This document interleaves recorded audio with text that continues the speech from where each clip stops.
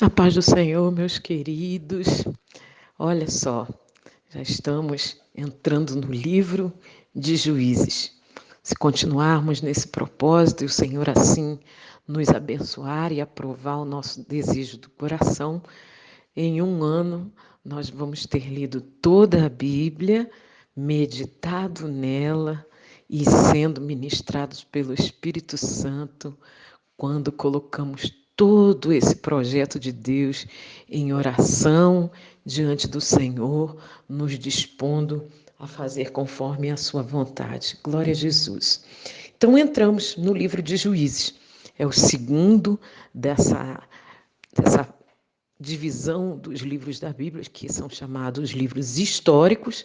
Começamos com Josué e agora Juízes, tratando então de como foi o tempo que se passou, já o povo estando na terra, tendo sido dividida nos dias de Josué, tendo ouvido as orientações do Senhor.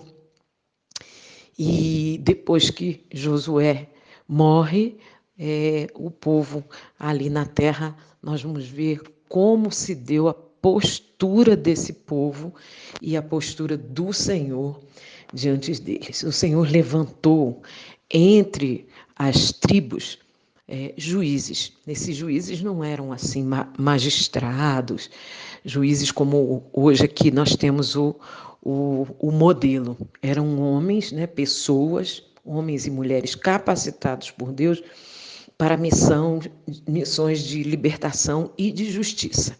Aparecia o caso que precisava ser cuidado, que precisava ser julgado, ou sair a uma guerra, a uma peleja, o Senhor levantava essa liderança no meio dos filhos de Israel e eram então chamados juízes. E houve todo esse tempo que a liderança do povo acontecia nesse sentido. Desde Josué é considerado o primeiro juiz, até Samuel. Nós vamos vendo um por um na leitura do livro, e a partir de Samuel é aquele que unge o primeiro rei de Israel. Então vai fechar esse período dos juízes e vai começar a monarquia. Vai haver rei em Israel depois que termina esse período dos juízes. Naqueles dias não havia rei em Israel, porque o propósito de Deus era ser reconhecido e aceito como o supremo juiz e libertador de Israel, ou seja, o verdadeiro rei de Israel. O propósito de Deus era que andassem na sua lei, conforme a ordenança que ele deu pela boca de Moisés, pela boca de Josué, para que todos vivessem, cada um em sua tribo, mas observando a lei do Senhor, e no momento do culto todos estivessem juntos naquelas festas ordenadas pelo Senhor. E nós vamos ver o que aconteceu. Aquele sistema tribal de Israel, ou seja, foi dividido por tribos, cada um na sua porção, pelo fato de não terem, como a ordenança do Senhor, expulsado todas aquelas nações dali, que o Senhor assim definiu, porque era momento de juízo para aquelas nações, porque o seu pecado subiu até as narinas do Senhor, e o Senhor, assim como em Sodoma e Gomorra, decidiu que iria tirá-los dali e ia dar a possessão aos filhos de Israel. Mas quando Israel entrou ali, se acomodou. Quando tomou posse da bênção, se acomodou, e agora aquele sistema de tribos sem um governo central tentava sobreviver a um sistema político daquelas nações ali, que eram, na verdade, as cidades-estados, né? Eram as cidades com fortalezas, com reis, e começou a haver esse conflito entre as formas de governar, e o povo de Canaã foi se relaxando. Então, a não destruição dessas cidades, com os costumes que elas tinham, a adoração a ídolos, a profanação, tudo que ao Senhor provoca a ira, toda a não destruição dessa cidade provocou, então, a derrocada da fé. Houve desvio, houve decadência, e aí o Senhor tinha que intervir, porque eles clamavam ao Senhor e o Senhor levantava um juiz. Mas houve durante esse tempo de decadência uma desintegração da identidade tanto cultural quanto religiosa do povo de Israel, que por 40 anos ficou no deserto, sendo forjado para ser um povo diferente, né, que servia somente ao Senhor, mas quando entrou na terra, se contaminou com os costumes, e aí o que acontecia?